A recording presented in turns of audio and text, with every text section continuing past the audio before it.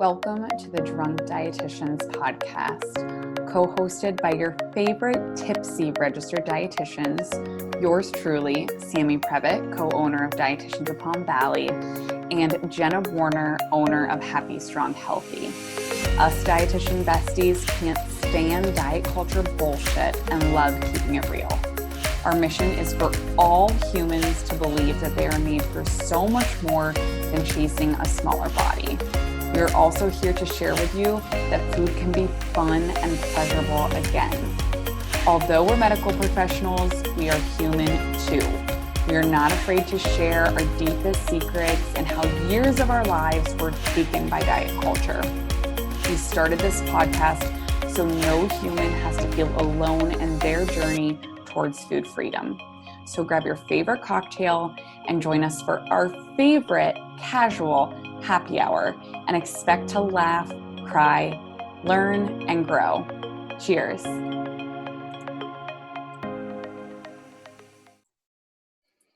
Happy Friday, everybody, and welcome back to another episode of Drunk Dietitians.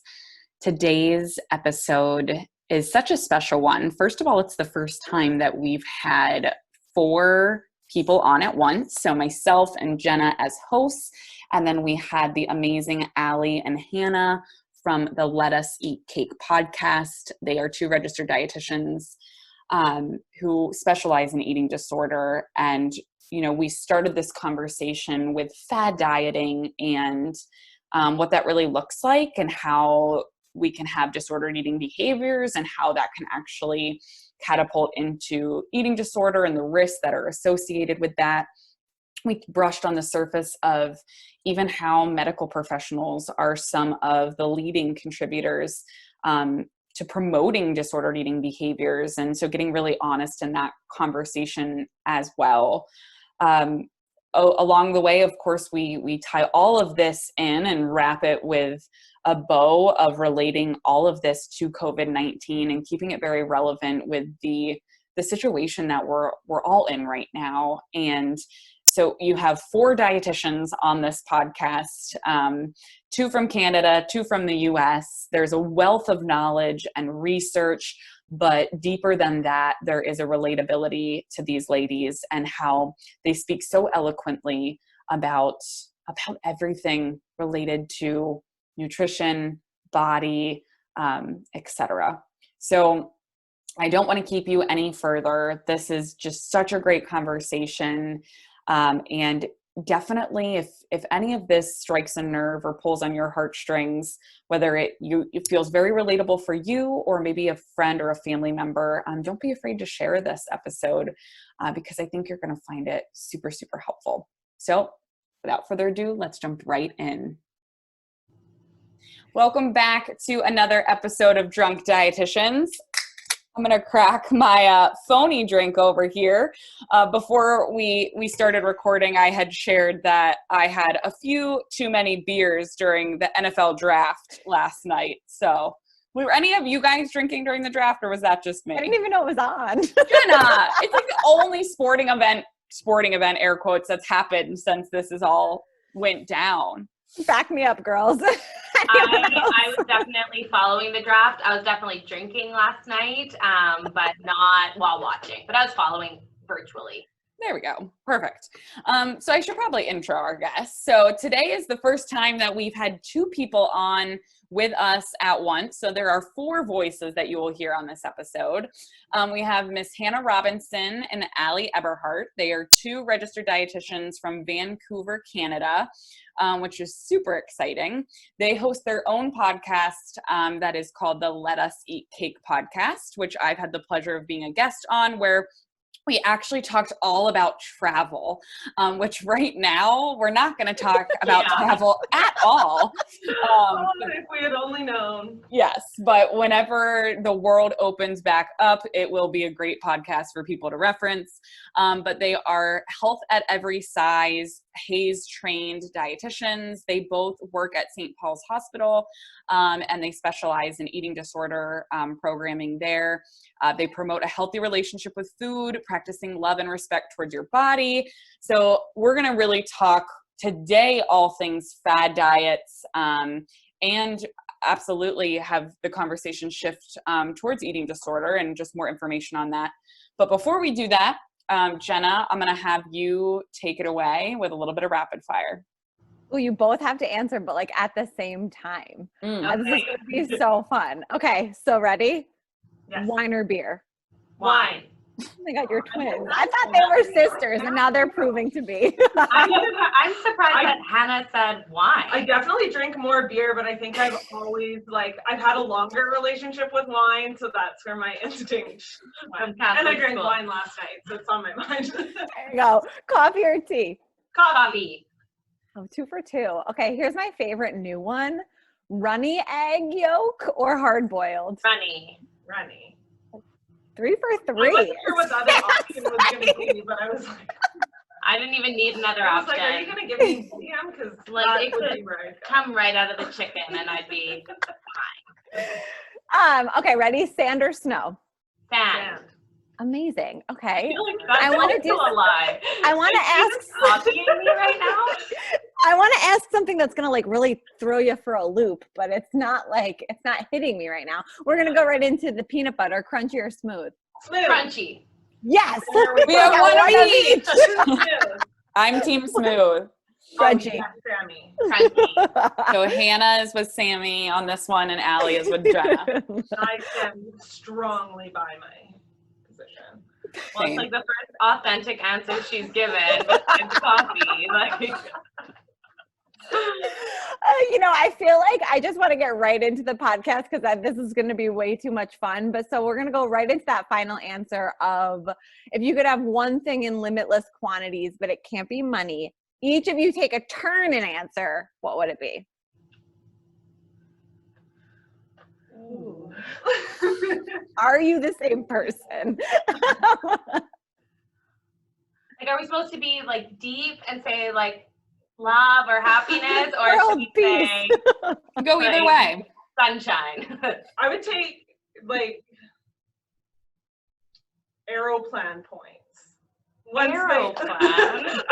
Not aero, but like travel points, because then it's my work around the money piece, so I can still travel, and go. Yeah, I love that. Okay. Once all this clears. Yeah.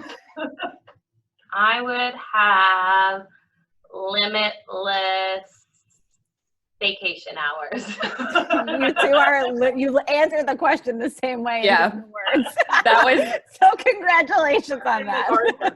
I was very surprised you guys didn't bring this back to limitless Kentucky tours, which I still have yet to look up since our Wait previous. a minute. My mom went on a Kentucky tour. She talks about it like it's the best thing that's ever happened to her in like 1980. I feel like it probably was in 1980. Like, Probably at its prime then. Yeah. This is so funny. I think she went to like Jamaica and like all these places, and she always talks about it. I'm like, that's not a real thing, but maybe it is. Okay.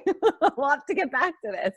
I'm staring at your website right now though, or your podcast website. And I just want to bring this back to really set the stage for the conversation today, that on their blog, it states that Allie and Hannah are dedicated to ditching diet culture, taking weight stigma and fat phobia head on, and cutting the bullshit out of health and wellness. Like, could this podcast mashup be any more meant to be right now? I'm so pumped for this. This is like so exciting. I feel like we're going to have a lot of great chemistry. So which fad diet should we talk about first? ooh. I've been getting asked a lot about intermittent fasting again lately, and I feel like it's because people are looking at the like endless hours in the day and trying to like impose some sort of like control or rules on the fact that they feel overwhelmed by like endless hours. I see a lot of bloggers talking about intermittent fasting right now as well. Yeah. Like bloggers with big names pushing that they're doing it and how they're losing the baby weight, and it's such BS. What's your answer back on that one? Yeah, I mean, definitely. I think like more from like the validating why people are going in that direction. Like, I think this time of like, there's just nothing but warnings, like diet culture just really trying to like scare people into not trusting themselves. And it seems like it's the natural go-to, because with intermittent fasting, for a lot of the recommendations, it's less about like what foods you have access to and more about rules around like the timing and like limiting when you're eating, which probably for some feels like a safe alternative when they're like, I don't always have all the variety of foods to follow, maybe like keto or whatever other diet, but that they can control their timing. So the first thing I always talk about is like, it makes total sense that you want to, you know, set those rules for yourself, or like why you would think that that sounds like a good strategy. But then like always bringing it back to the science about like fueling our body regularly and consistently, and anytime we like set those rules. And the other piece that's coming up a lot is around people's concern about having access to food all the time as well. And we know that to really interrupt that restrict binge cycle, we need people eating consistently. And so intermittent fasting kind of sets people up for exactly what they're afraid of. And so it's a little bit of taking that thing that you're really scared of and exposing yourself to it throughout the day, which is regular normalized eating, which won't really be able to happen with intermittent fasting. Yeah. I think that's so true that is coming up a lot right now. One, because of just, I think, sheer popularity, but exactly what you guys said. If you can't leave the house and you only have certain foods, like how do we just try to control timing? I'm trying to think right now, are there any other diets that you guys are getting asked about frequently? Like anything like that from an actual like fad diet standpoint?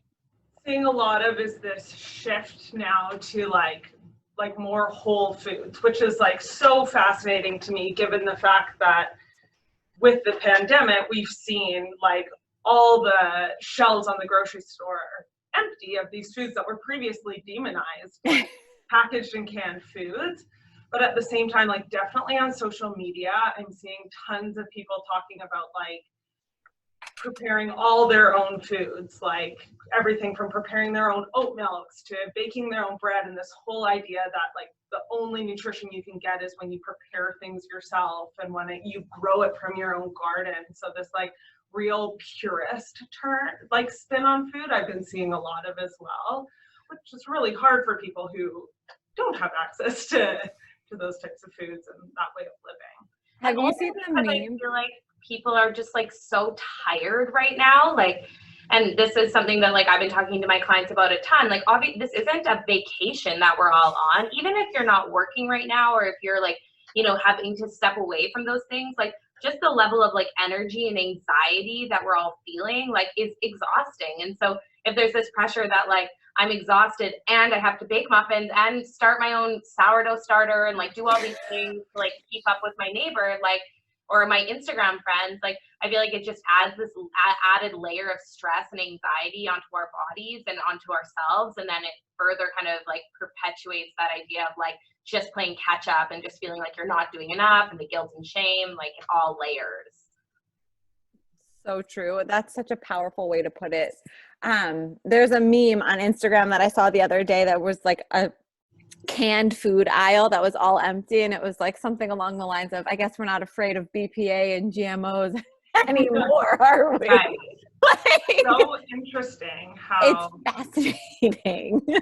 It really takes real scarcity moments of like survival, and suddenly these are the foods people are turning to, yet posting something totally different all over social media, so that anyone who is eating out of a can or eating frozen food feels a ton of guilt and shame and like they're not supporting their health. Absolutely. I keep using this like kind of analogy with my clients and patients to kind of like explain why we're all feeling the like intense emotions or like intense response to just like small changes in food. And like for most people I've told it to, it kind of like resonates, but I like use the example of like walking home from work. So on like a normal day, I would like walk home from work at like 4:30 or 5. It's like bright and sunny. I might be listening to my iPhone or like listening to music or whatever, a podcast. And I'm probably like not paying much attention to like my setting or my environment. Like I kind of walk the same path every day, or like route. So it's like, I'm not really like aware or super conscious. But if I was walking like that same route home from work at like 2 a.m.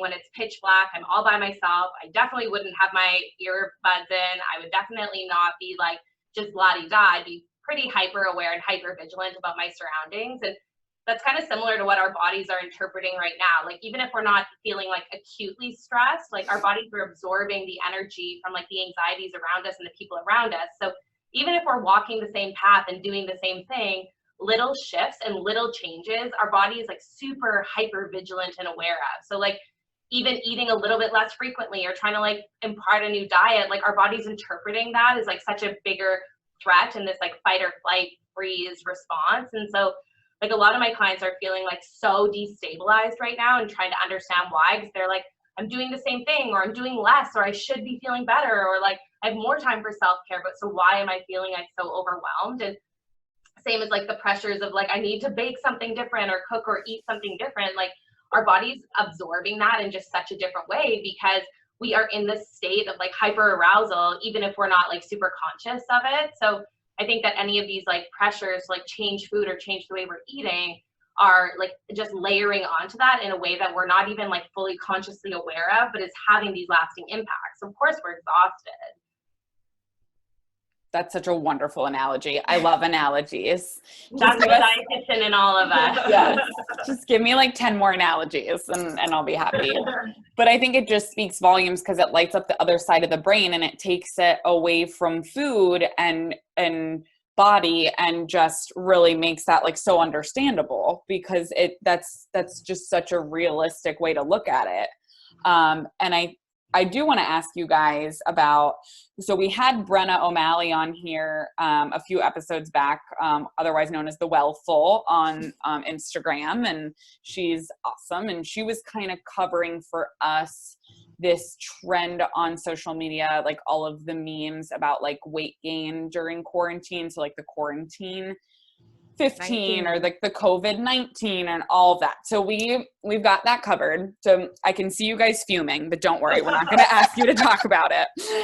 But another trend, and I know that you are not physicians, but another trend I'm seeing that there are a few physicians that are stepping up and kind of fighting back to this is, and it's kind of off of what Hannah was talking about, but how you can like eat your way to health and to fight off COVID-19 by like a better immune system with food. So to people that come to you kind of maybe asking that, or when you see that, like how do you cover that with your clients and with your patients? Well, it's very clear that there is no specific food or supplement that you can take that will cure or prevent COVID-19 or the coronavirus. Point blank, that's what we need to start our conversation with. If there was a food, we would all know about it by now. When it comes to immunity, there isn't a specific food that we can eat.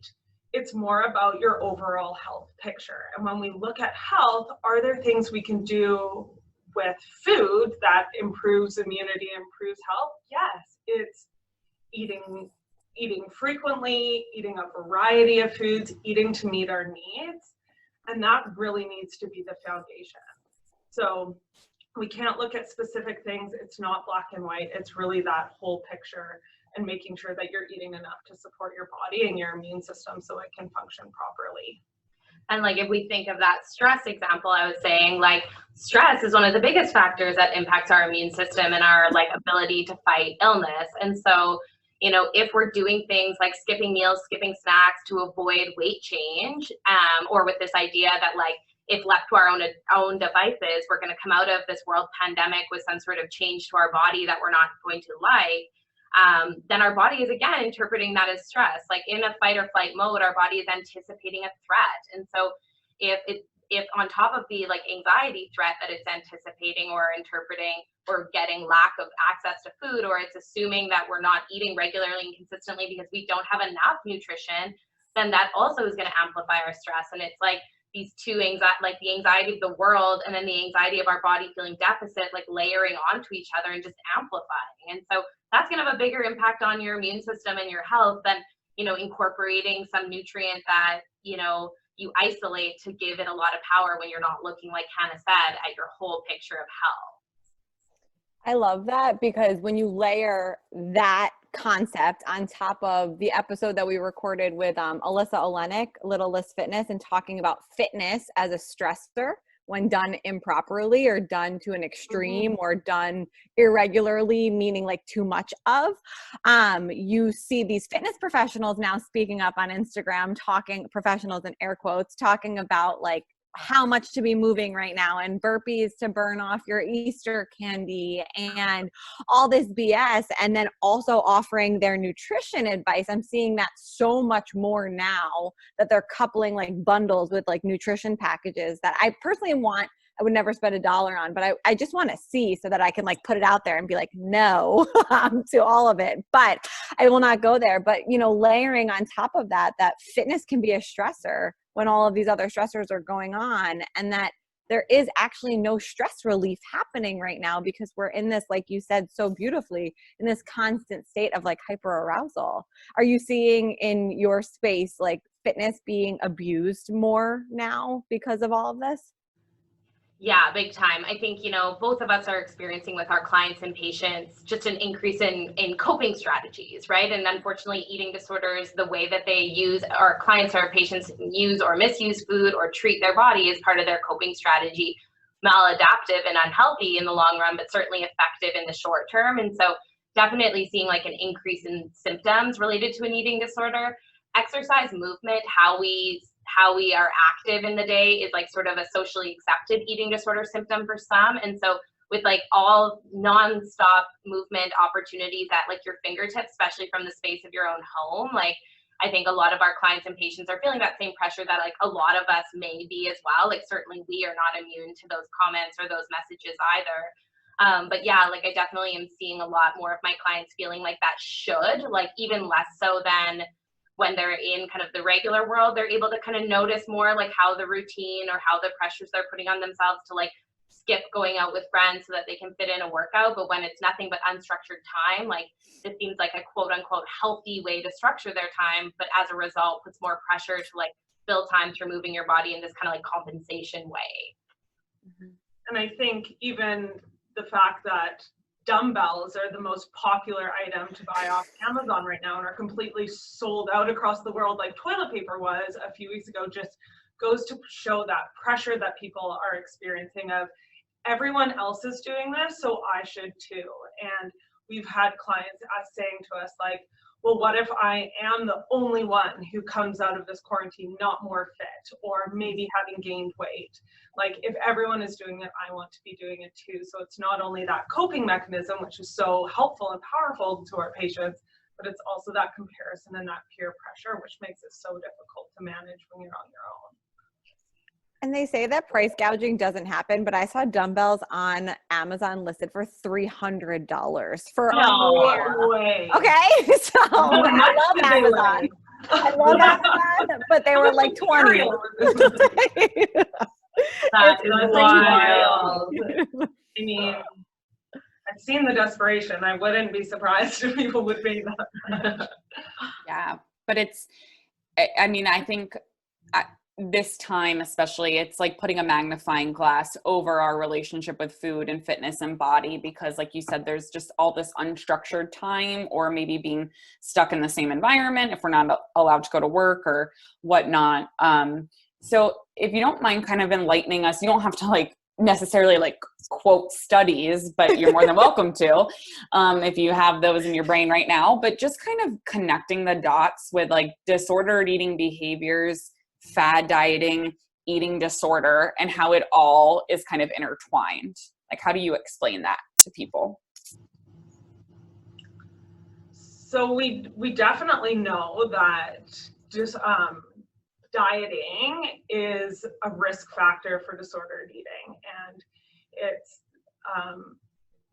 they see it in studies with kids, definitely, like those like children who spend more time dieting are more susceptible to eating disorders later in life, especially that weight cycling piece, because it becomes really challenging to manage your weight if you've gone through periods of weight loss and weight gain and the effects that that has on metabolism. So we know that these behaviors, disordered eating behaviors, are also very similar to eating disorder behaviors. And it's this continuum and this spectrum, and what really differentiates the two is how it, like the effect that it's having on your life and your ability to function, and also on your health as well. We know that with disordered eating behaviors, many of them don't have immediate implications on your health, but many of them over time have these effects on the physical health and the mental health, which become harder and harder to reverse as time goes on. So if we're able to address those disordered eating behaviors, which point blank are dieting, early on, then we do a better job at preventing eating disorders in the long term. That can be a really hard thing to work with your clients around. Like many of us, like I know I experienced this myself. If I'm doing something and there isn't like adverse outcome right away, then I'm like, well, I'm not that motivated to stop, right? But having someone else being like, but you could get osteoporosis and you could get like all the, trying to think of all these adverse health outcomes that could happen. But like the example I had was when I was a kid and I didn't want to drink milk, and my parents were like, well, when you're older, you could get osteoporosis. And I'm like, I do not have osteoporosis now. I don't want to drink the milk. And now that I'm getting older and I'm realizing I don't have as much ability to like have control over that, it's suddenly way more important. And I think those same warnings go with disordered eating and dieting and trying to help people prevent the onset of eating disorders.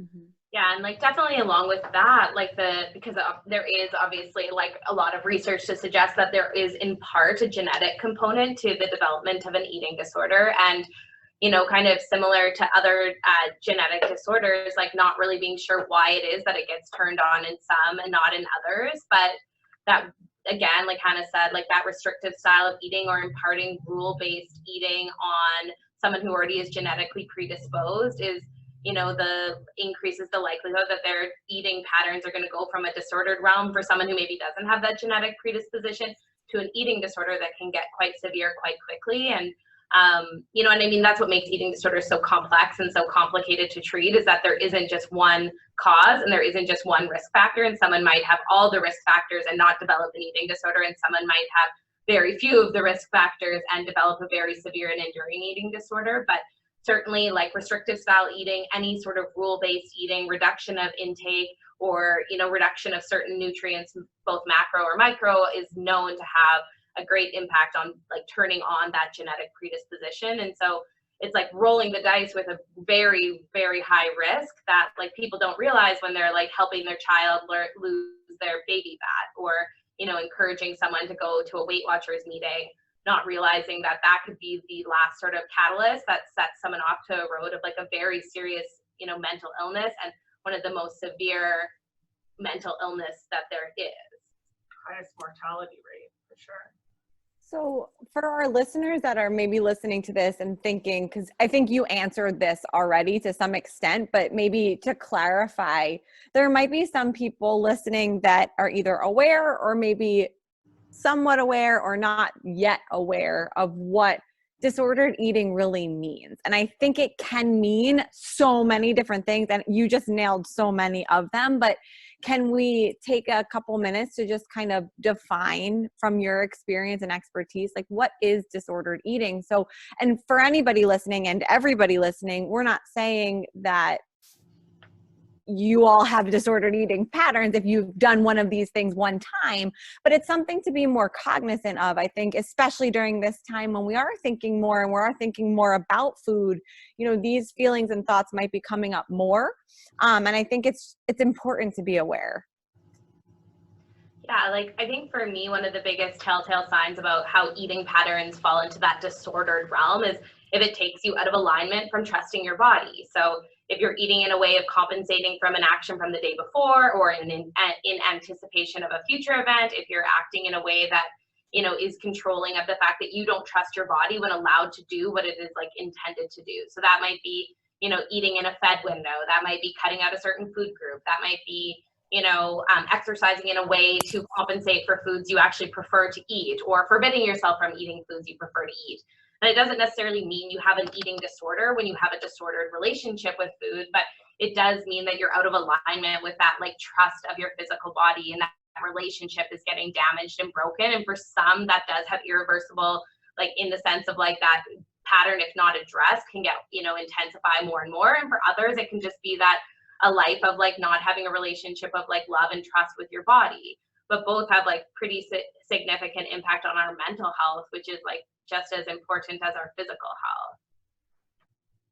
I think it's also important to just note that a lot of social media, influencers, medical professionals, etc., promote disordered eating behaviors. I knew you were going to say that, and I love you for it. I mean, we have to go there because, I see posts on social media about people talking about like, oh, you have more time during the quarantine, like perfect time to cut calories, lose weight, and get your summer body. Like, no, fuck you. No, like I can't. Your body when you live in the summer. Like, so that's where I think people struggle because they're hearing it from like, I mean, influencers that have no medical background, like whatever, like we don't have time to discuss you, but medical professionals that are making people believe that they're doing something to better their health, but then it's actually setting them back and creating more issues. Like, how do you guys work through that with your clients, or just kind of navigating that conversation? Well, the thing that I've come to realize is that as dietitians, we don't have something glamorous to offer our patients, right? And I think that is why there are so many other people, influencers from many different backgrounds, they're telling people and giving them health and nutrition advice. And they're able to take specific foods or take specific foods out or add supplements in, and they are able to promise they do promise quick fixes. Whether those things happen or not is another story, but that is way more appealing to someone who wants a fast change, right? And so if they're able to buy something or cut something out or make something super black and white, that can be really appealing to a consumer. We know as dietitians that if we want to see changes, we need to work on behaviors, and we're in it for the long game. We want to see long-term changes. We want to see things that change people's lives, increase their quality of life and their total well-being. We don't see health as just being physical. We see it as emotional and mental and spiritual and relational. And so we need to consider so many different factors. And so when we see people out there selling things that are black and white quick fixes, we need to help the people that we're working with ask, are these going to be changes that I can make forever? Are these going to be long-term? Is this really going to help me live the type of life that I want to live that's in line with my values? We ask people to do really simple things that are not easy. And that's why we're here for the long road with them. It's a great line. That's so good. It's basically like we're selling the gray area. Oh, yeah. It's not glamorous. It's very hard. It's not sexy to be like, hey, it turns out you already have the tools you need. Just trust your body and like ignore all the other noise. Like, pardon me. No, everyone else is telling me to be afraid of my natural inclination or like what I enjoy or all of this food and like that I need to do all these things. So like, how can I trust you? Because it's too simple. Like the idea is behind it, but like Hannah said, it's certainly not easy. That's one of our previous episodes with Bree Campos, Body Image with Bree. Like, same thing. She's like, people want to be comfortable. They want to be happy. So if you're saying like, oh, I have to like sit in the suck and like work through this, like we don't want to do that. And usually it's not about the food. It's not about the fitness, right? Like as dietitians, we know like there's something usually deeper going on, and the food is what we're trying to control, or the food, like not always, everyone's story is different, but usually it's not about the food or the body. There's and like I was just talking to one of my clients on Tuesday. We were just talking about emotion, like the labels and the way that she pathologizes emotional eating, and we were just talking about how it's for her, like, or how like a newborn baby, how we don't like berate a newborn baby when they cry because they're hungry. Like when they feel their internal cue of hunger, we're not like, how could you, like, oh, there must be something wrong with you, baby. Or like when they get comfort or pleasure or joy or support or connection from feeding, we're not like, oh my gosh, can you believe that baby is emotionally eating with its mother? Like, emotionally eating is wrong. I hope that baby exercises. Like, we're so aware that a baby eats for a variety of reasons and feeds for a variety of reasons. And even if their hunger gets extreme and they respond in an extreme way, like, we're so supportive and receptive. But like, very quickly after that, like maybe even a toddler, we're getting to a point where we're like so pathologizing of like why they're choosing certain things and wanting to make sure this isn't in it and they're learning this, and not using food to soothe, but not using this to nourish. Like, the rules start so early. Like, of course it takes us time to, you know, work on them and like erase them, whether that's like just a disordered pattern or like a life of like yo-yo dieting or a true eating disorder. Like, those are things that are so ingrained. And so like the biggest piece is self-compassion. Like, it's not going to be an easy road, certainly, because of all these messages we've learned and imprinted from like the youngest possible place. So good. I feel like the name of this episode is How to Make Eating Consistently Sexy. I love Our that. dream. It's so true. You guys speak so eloquently on all of these like incredibly important topics and pieces. And it's really just such a gift to hear the way that you string it together and how you've seen it really in real life in so many different ways that it's just, it blows my mind too. I think now that I'm more aware of all of this happening to so many different types of people, it's now when you look at social media and you look at these other health professionals, even in our own field, it's just like you want to help them too. And that's hard. Do you agree with that? Yeah, well, and you don't know what you don't know, right? Like, and I was saying this the other, pre-pandemic, which feels like years ago, but really only a month ago, I was out at UBC doing some teaching, and I was talking to a student just saying, like, when I went to school, we learned weight loss. Like, I'm a dietitian. I love the UBC program, but I learned weight loss. I learned even just a 10% decrease in your body weight is going to increase all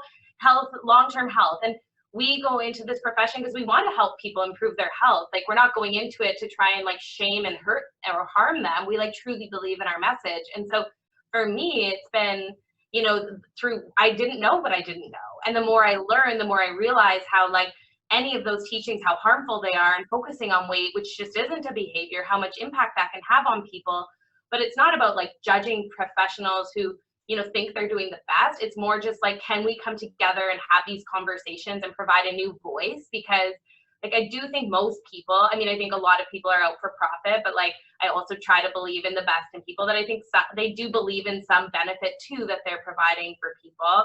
And so like, you know, you don't know what you don't know. And that's why it's so important to have these conversations and start to, you know, be these advocates and these voices so that there's a new voice in this conversation instead of just a focus on changing your body, because that's so pronounced in the world right now. And it's just, you know, we want to quiet it. So well said. And I think that's a great way to put it. You don't know what you don't know. And just keeping that lens of curiosity. I forget the episode. I'll have to go back and find it, but I know Christy Harrison does a really good episode on her podcast, Food Psych, about this, I think she's talking to all medical professionals, but specifically more dietitians, of there's a point of compassion. And then it eventually hits a point where if you've heard the message, you know the message, and you're choosing not to go that route, then it's kind of like a breaking point where you're choosing to harm people. And so it's a tricky thing, but you know, Jenna and I share our stories on episode 1 of our podcast, and we're deeply rooted in diet culture beyond belief. And we're more than happy to share that. So if any dietitians or medical professionals are listening, I'm like, I don't know how to get out. Like, I think you have 4 people here that would be more than happy to help you and start that conversation for sure. I have the certificate of training in adult weight management. I think was like the only certificate I ever got from the Academy of Nutrition, like in 2010, maybe, I don't even know. But yeah, I mean, that's still to date, like one of the only certifications that they offer. Like, it's tough, but I think that there was a lot of knowledge shared today, and hopefully just planting seeds for those that are listening. You know, if it relates, we can keep watering them on your podcast, which we need you guys to plug right now, and also here as well. We always ask our listeners for our guests for one nutrition tipsy. So I think this entire episode, which we say often, was a whole combination of tipsies. But if there's one thing that you could share with the listeners, one message that you really strongly wanted to hit home, what would that be? So for me, my big message is you can either eat for weight, you can eat to change your weight, or you can eat to improve your health. And I always want people to know that you can't necessarily pick two at the same time. If you pursue health, then you could have improved mental health, physical health, mental health, health that improves your entire quality of life. And your weight can do one of three things. It can increase, it can decrease, or it might stay the same. If you want to eat in a way that just manages your weight, you might lose everything to do with your health. And so really thinking about your core values and what you want out of your life, and making that choice of which one you want. And I think that eating for your health can be more rewarding than people could ever know. And I can hold on to that truth for them and help them walk through it. But the most exciting is when they can see that for themselves. Oh, that was really well said. Well, we say all the same things. Yeah, I completely agree with Hannah. Surprise, surprise. I guess the other thing that I keep kind of stressing for my clients is that like the sole function of our physical body isn't actually to change weight. We act like that's the only reason our body exists, is either to like gain weight, lose weight, stay the same. And so that's where we need to tailor every action we take for the rest of our lives. And as it turns out, our body does a hell of a lot more than that. And not even just physiologically, which we could get into like hours and hours and hours of podcasts just breaking down the basic physiology that our body is able to do when we're fueling it. Even when we're not fueling it, our body is able to do miraculous things. But like Hannah said, like a well-fueled machine is actually able to support a life that's so fulfilled in emotional, spiritual, mental, like physical wellness, and just can be so engaged in the world around us. And so when we invalidate this incredible machine by limiting it just to being about the number on the scale, and I'm not saying that in a way of judging people who struggle with their concerns around weight, but when we invalidate what this body can do and what our lives can be because of a number that's been like pre-decided for us by some health organization that's like archaic and doesn't make any logical sense, then we don't get an opportunity to celebrate. And like both of us, Hannah and I, we live for the ability and the times where we can like help our clients celebrate their bodies and celebrate through food and connect to their bodies. And so that's the name of the game, and that's what our work centers around. That was amazing. I think part 2 needs to be about how to surround yourself with the people that support you and can really support that message. Because as you guys are speaking this, what I hear a lot is how unaligned some of either clients or families or friends that surround some of my clients or people I've worked with in the past have been, and how that can really tarnish the message of change in what they're trying to do, and celebrating those moments. Will you come back for part 2? Definitely. Like, that's really why we started our podcast. Like we wanted to have a voice that our patients and clients could give to their family and friends, that they could start to like walk the walk, or at least understand the talk of what they're bringing home from treatment. So like a lot of our clients and patients were saying, hey, like we're in now, like we buy what you're saying, or we're going to work on what you're saying, but no one around us understands what that means, or like people around us are engaging in these practices. So like we created our podcast as a way of like making our voice consistent, so that not just for our patients and clients who see us every day, but for their family and friends, the people in their life, to hear the message and try to understand it from the perspective of like science-based information instead of, what they're believing from social media. That's great. It's so important. So 2 last questions. One, if someone is listening and they think like they may have an eating disorder or they need additional resources, where would you guys recommend pointing them to?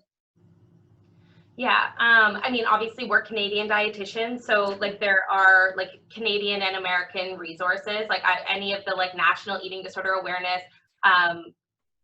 nonprofits are good places to start.